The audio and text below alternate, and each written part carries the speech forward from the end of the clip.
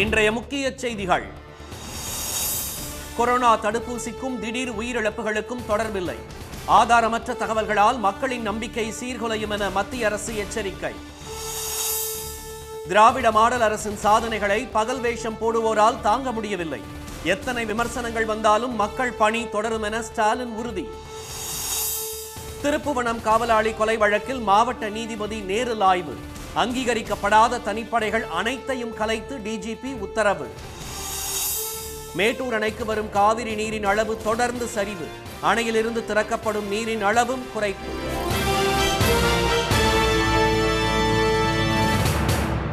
வணக்கம். வணக்கம். கர்நாடகாவில் திடீர் மாரடைப்பால் 20க்கும் மேற்பட்டோர் உயிரிழந்ததற்கு கொரோனா தடுப்பூசி காரணமில்லை என மத்திய அரசு விளக்கம் அளித்துள்ளது. கர்நாடகாவில் உள்ள ஹாசன் மாவட்டத்தில் சமீபத்தில் ஒரே மாதத்தில் 20க்கும் மேற்பட்டோர் திடீர் மாரடைப்பால் அடுத்தடுத்து உயிரிழந்தது பெரும் அதிர்ச்சியை ஏற்படுத்தியது. இதற்கு கொரோனா தடுப்பூசி கூட காரணமாக இருக்கலாம் என்று முதலமைச்சர் திரு சித்தராமையா கூறியதால் பெரும் பரபரப்பு ஏற்பட்டது. இதற்கு மறுப்பு தெரிவித்து மத்திய சுகாதார அமைச்சகம் வெளியிட்டுள்ள அறிக்கையில் திடீர் மரணங்களுக்கு வாழ்க்கை முறையும் மரபணு சார்ந்த குறைபாடு மற்றும் பிற நோய்களுமே காரணம் என்பது ஆய்வில் தெரியவந்துள்ளதாக கூறப்பட்டுள்ளது. இந்திய மருத்துவ ஆராய்ச்சி கவுன்சில் அங்கீகரித்த கொரோனா தடுப்பூசிகள் மிகவும் பாதுகாப்பானவை என்றும் அவற்றில் பக்க விளைவுகள் மிக அரிதாகவே இருக்கும் என்றும் மத்திய சுகாதார அமைச்சகம் தெரிவித்துள்ளது.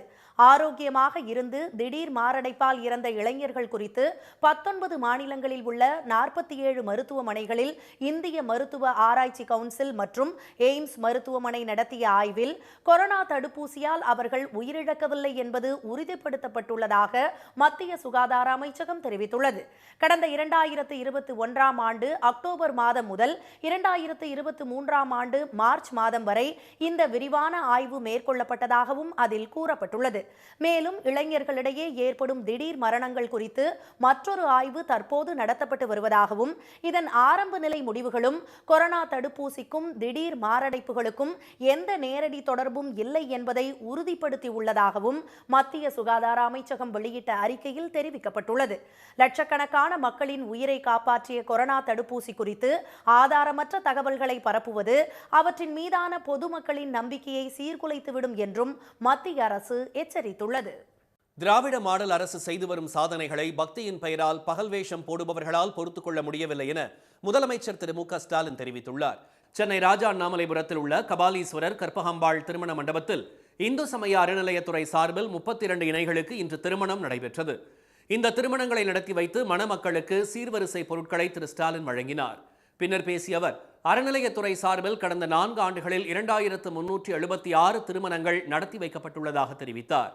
எந்த ஆட்சியிலும் இல்லாத வகையில் 3176 கோயில்களில் குடமுழுக்கு நடத்தப்பட்டுள்ளதாகவும் அனைத்து சாதியினரும் அர்ச்சகராகலாம் என்ற திட்டத்தின் கீழ் பயிற்சி பெற்ற 29 அர்ச்சகர்களுக்கு பணி நியமன ஆணைகள் வழங்கப்பட்டுள்ளதாகவும் 12 பெண் ஓதுவார்கள் உட்பட 46 ஓதுவார்களுக்கு பணி நியமன ஆணை வழங்கப்பட்டுள்ளதாகவும் திரு ஸ்டாலின் கூறினார்.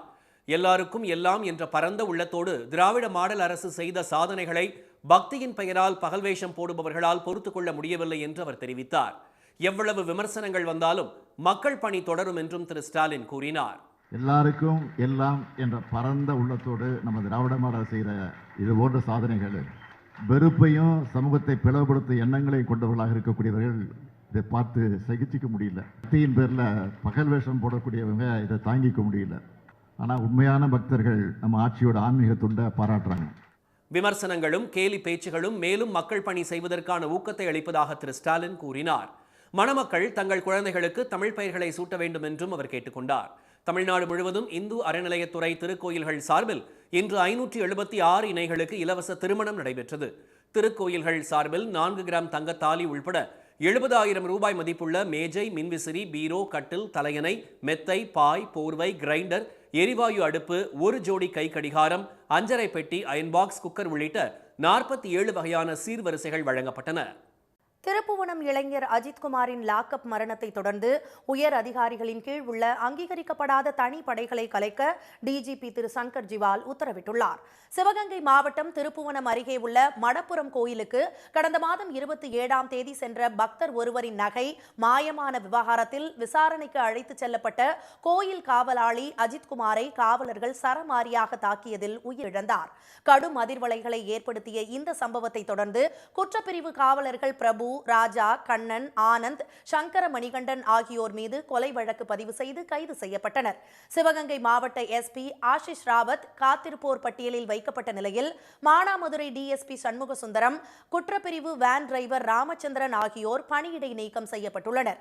காவலாளி மரணத்தில் தவறு செய்தவர்கள் மீது கடும் நடவடிக்கை எடுக்கப்படும் என்று முதலமைச்சர் திரு மு.க.ஸ்டாலின் எச்சரித்துள்ளதுடன் வழக்கு விசாரணையை சிபிஐ வசம் ஒப்படைத்து உத்தரவிட்டுள்ளார். இவ்வழக்கை விசாரித்த உயர்நீதிமன்ற மதுரை கிளை உத்தரவின் பேரில் மாவட்ட நீதிபதி திரு ஜான் சுந்தர்லால் சுரேஷ் திருப்புவனத்தில் இன்று விசாரணையை தொடங்கினார். வழக்கு தொடர்பான ஆவணங்களை ஏடிஎஸ்பி சுகுமாரிடம் பெற்றுக்கொண்ட அவர் பொறுப்பு டிஎஸ்பி அமல் அட்வின், காவல் ஆய்வாளர் ரமேஷ்குமார், கோயில் காவலாளி பெரியசாமி, காவலர்கள் தாக்குவதை வீடியோ எடுத்த சதீஸ்வரன் ஆகியோரிடம் விசாரணை நடத்தினார். திருப்புவனம் காவல் நிலையம், மடப்புரம் கோயிலின் கோசாலை ஆகியவற்றையும் அவர் ஆய்வு செய்தார். இந்நிலையில் உயிரிழந்த அஜித்குமாரின் தாய் மற்றும் சகோதரர் நவீனுடன் முதலமைச்சர் திரு ஸ்டாலின் செல்போனில் பேசி வருத்தம் தெரிவித்த நிலையில் அவர்களை இன்று சந்தித்த அமைச்சர் திரு பெரிய கருப்பன் காரைக்குடி ஆவின் நிறுவனத்தில் அரசு வேலைக்கான பணி நியமன ஆணை மற்றும் இலவச வீட்டுமனை பட்டா ஆகியவற்றை வழங்கினார்.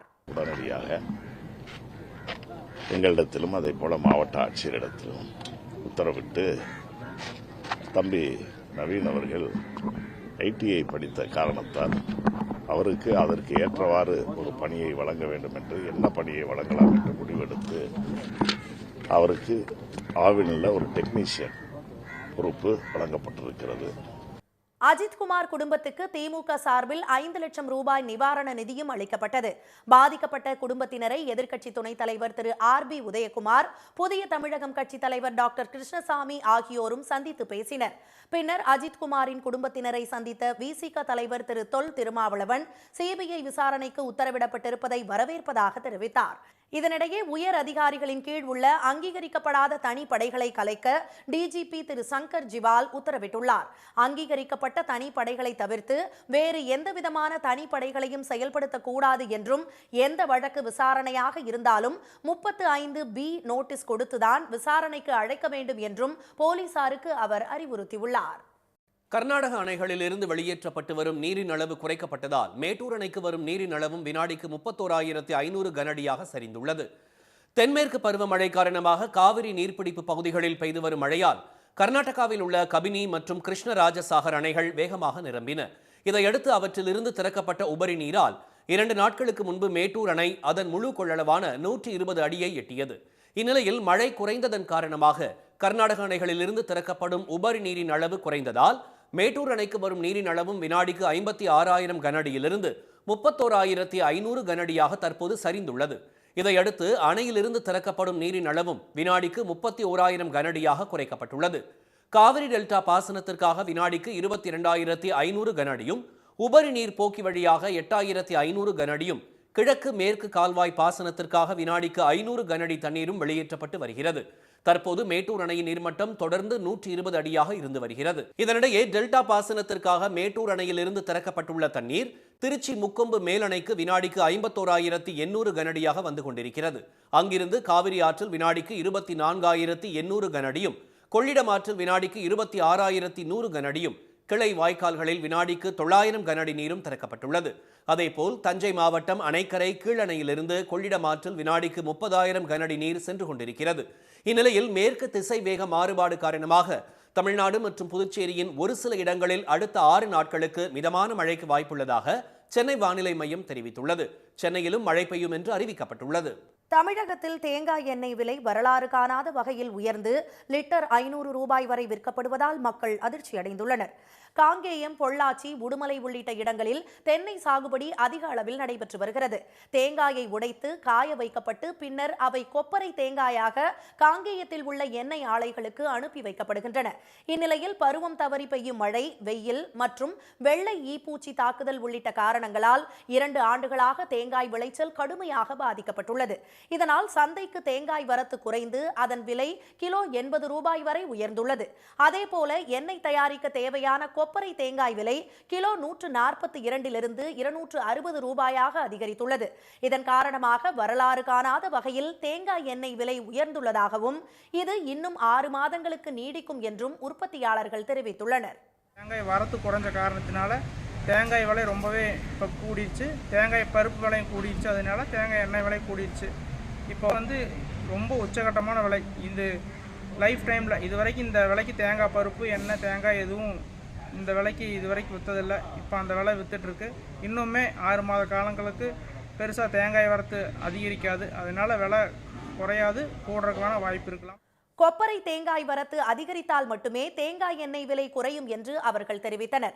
இளநீர், தேங்காய் பால் பவுடர், தேங்காய் எண்ணெய் உள்ளிட்டவை இலங்கை, இந்தோனேஷியா, சவுதி அரேபியா உள்ளிட்ட நாடுகளுக்கு ஏற்றுமதி செய்யப்படுவதால் உள்நாட்டு தேவையை ஈடு செய்ய முடியவில்லை என்றும் ஆலை உற்பத்தியாளர்கள் தெரிவித்துள்ளனர்.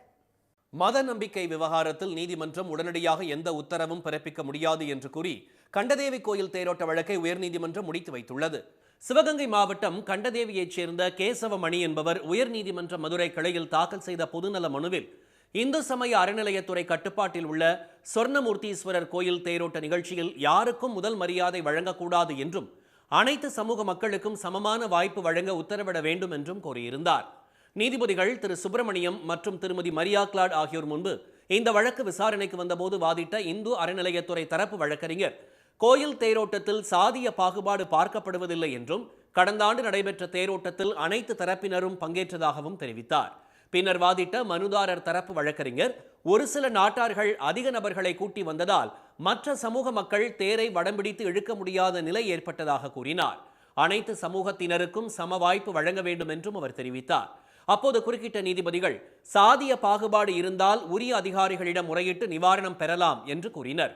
மத நம்பிக்கை அடிப்படையில் ஒவ்வொரு பகுதியிலும் ஒவ்வொரு பழக்க வழக்கம் உள்ளதாகவும் நீதிமன்றம் அதில் உடனடியாக தலையிட்டு எந்த உத்தரவும் பிறப்பிக்க இயலாது என்றும் நீதிபதிகள் கூறினர். கண்டதேவி கோயில் தேரோட்டம் குறித்த வழக்குகள் நீதிமன்ற விசாரணையில் இருப்பதால் தற்போது எந்த உத்தரவும் பிறப்பிக்க இயலாது என்று கூறி வழக்கை முடித்து வைத்தனர். இனி வருவது செய்தி துளிகள். பிரிக்ஸ் மாநாட்டில் பங்கேற்க பிரேசில் செல்லும் பிரதமர் திரு மோடி வழியில் கானா, டிரினிடாட் அண்ட் டொபாகோ, அர்ஜென்டினா மற்றும் நமீபியா ஆகிய நாடுகளில் இன்று முதல் 9ஆம் தேதி வரை சுற்றுப்பயணம் மேற்கொள்கிறார். பிரதமராக பதவியேற்ற பிறகு அவர் மிக குறுகிய நாட்களில் அதிக நாடுகளில் மேற்கொள்ளும் சுற்றுப்பயணம் இது என்பது குறிப்பிடத்தக்கது. பயணச்சீட்டு முன்பதிவு உள்ளிட்ட அனைத்து சேவைகளையும் உள்ளடக்கிய ரயில் ஒன் செயலி அறிமுகம் செய்யப்பட்டுள்ளது. இந்த செயலி மூலம் பயணச்சீட்டு முன்பதிவு, PNR விவரம், ரயில் சேவைகள், உணவு ஆர்டர் போன்ற அனைத்து சேவைகளையும் பெற முடியும். சரக்கு போக்குவரத்திற்கான விசாரணை வசதியும் இந்த ரயில் ஒன் செயலியில் இடம்பெற்றுள்ளது. தமிழ்நாட்டில் திமுக மீண்டும் தனிப்பெரும்பான்மையுடன் ஆட்சி அமைக்கும் என்று மதிமுக பொதுச் செயலாளர் திரு வைகோ தெரிவித்துள்ளார். சென்னை அண்ணா அறிவாலயத்தில் முதலமைச்சர் திரு ஸ்டாலினை அவர் சந்தித்து பேசினார். பின்னர் செய்தியாளர்களிடம் பேசிய திரு வைகோ, கூட்டணி ஆட்சியை தமிழக மக்கள் ஏற்க மாட்டார்கள் என்றார். கூட்டணி அரசு என்று எங்களை பொறுத்தமட்டில் அந்த நோக்கமும் இல்லை, தமிழ்நாட்டு மக்கள் ஏற்றுக்கொள்ள மாட்டார்கள் என்று. ஆனால் கூட்டணி மாபெரும் வெற்றியை பெறும், திமுக தனி மெஜாரிட்டி பெறும் என்பதிலே நான் உறுதியாக இருக்கிறேன். தமிழ்நாட்டில் திராவிட இயக்கங்களை அழிக்க சனாதன சக்திகள் முயற்சிப்பதாக குற்றம் சாட்டிய திரு வைகோ, அது ஒருபோதும் நிறைவேறாது என்றார். திராவிட இயக்கங்கள் தொடர்ந்து வலிமையுடன் செயல்படும் என்றும் அவர் தெரிவித்தார். தமிழ்நாட்டில் சென்னை உள்ளிட்ட 10 மாவட்டங்களில் வீடு தேடி ரேஷன் பொருட்கள் வழங்கும் திட்டம் அமல்படுத்தப்பட உள்ள நிலையில் முதல் கட்டமாக சோதனை முறையில் மாற்றுத்திறனாளிகள் மற்றும் முதியவர்களுக்கு வீடு தேடி ரேஷன் பொருட்கள் வழங்கும் பணி தொடங்கப்பட்டுள்ளது. சென்னை வேளச்சேரியில் உள்ள நியாய விலைக்கடை பணியாளர்கள் முதற்கட்டமாக 70 வயதிற்கு மேற்பட்டோர் மற்றும் மாற்றுத்திறனாளிகளுக்கு வீடு தேடி ரேஷன் பொருட்கள் விநியோகம் செய்கின்றனர். சேலம் மேற்கு தொகுதி எம்எல்ஏ திரு ரா அருள் பாமகவிலிருந்து நீக்கப்படுவதாக அக்கட்சியின் தலைவர் திரு அன்புமணி அறிவித்துள்ளார். அவர் விடுத்துள்ள அறிக்கையில் அக்கட்சியின் கட்டுப்பாட்டை மீறும் வகையிலும் கட்சிக்கு அவப்பெயர் ஏற்படுத்தும் வகையிலும் தொடர்ந்து செயல்பட்டு வந்ததுடன் கட்சி தலைமை குறித்து ஊடகங்களில் அவதூறான விமர்சனங்களை வைத்து வந்த அவருக்கு 12 மணி நேரத்திற்குள் மன்னிப்பு கேட்க அறிவுறுத்தப்பட்டிருந்தும் அதை அவர் மதிக்காததால் பாமகவிலிருந்து நீக்கப்படுவதாக தெரிவித்துள்ளார். நாடு சுதந்திரம் அடைந்த பிறகு முதலாக தங்கள் கிராமத்திற்கு வந்த மினி பேருந்தை ஜெயங்கொண்டம் அருகே உள்ள கிராம மக்கள் ஆரத்தி எடுத்து வரவேற்றனர். நாயகனை பிரியால் கிராமத்திலிருந்து தாப்பழூர் வழியாக அடிக்காமலை கிராமத்திற்கு தொடங்கப்பட்டுள்ள மினி பேருந்து அக்கிராமத்திற்கு வந்தபோது தாய்மார்கள் குழந்தைகளுடன் வந்து கைத்தட்டி உற்சாகமாக வரவேற்றனர். மேலும் பேருந்து ஓட்டுநர் மற்றும் நடத்துனருக்கு ஆரத்தி எடுத்து சால்வை அணிவித்து மரியாதை செய்தனர்.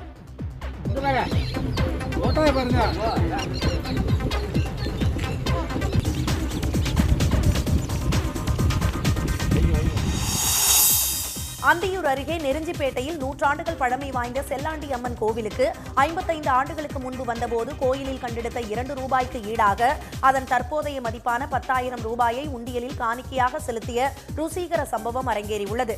உண்டியலில் காணிக்கையை எண்ணும் பணி நடந்தபோது கவர் ஒன்றில் அந்த பணமும் அதை பற்றிய கடிதமும் கிடைத்தது. கடிதத்தை எழுதியவர் தனது பெயர், விலாசம் எதையும் அதில் குறிப்பிடவில்லை. ரயில் கட்டண உயர்வை கண்டித்தும் நிறுத்தப்பட்ட ரயில் சேவைகளை மீண்டும் வழங்க கோரியும் ஈரோட்டில் காளை மாட்டு சிலை அருகில் கூடிய காங்கிரஸ் கட்சியினர் சங்கு ஊதி நூதன போராட்டத்தில் ஈடுபட்டனர்.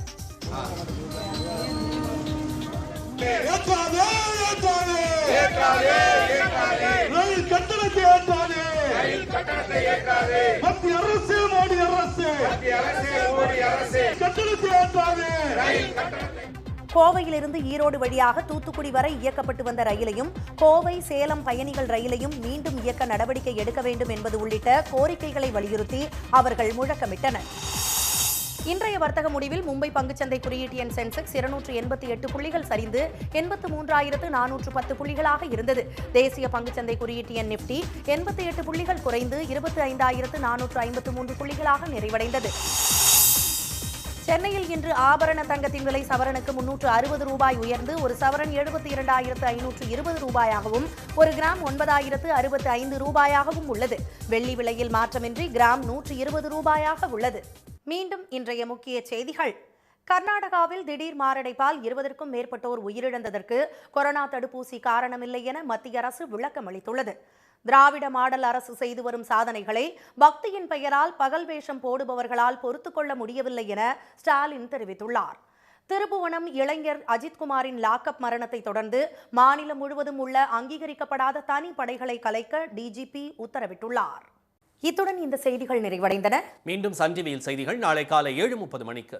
செய்திகளை உடனுக்குடன் தெரிந்து கொள்ள QR கோடை ஸ்கேன் செய்து சன் நியூஸ் வாட்ஸ்அப் சேனலில் இணைந்திருங்கள். வணக்கம். வணக்கம்.